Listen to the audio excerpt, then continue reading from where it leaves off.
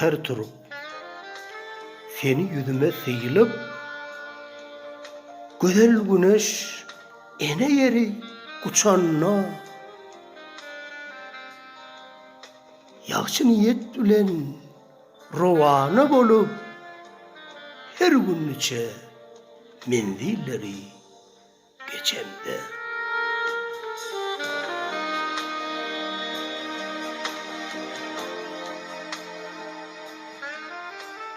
İl günüme parahatlık isledim, kalbıma da rahatlık berip men hayri sahavati kalbet besledim. Bahtiyarlık hüdürni görüp men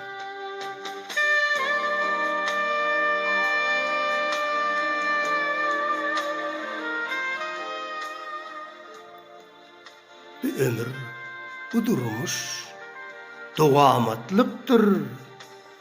Aylansa asuda çarkı pelegin, şükür ulus ilim sahavatlıktır.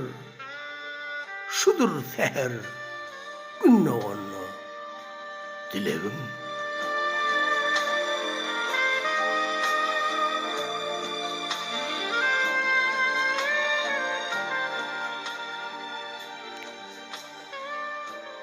Altın güneş kucağınna, koynunna menem arzumu hasıl eylesem, köpün biri bolup toylap toymunna yaxşılıklar içire söyüp söylesem.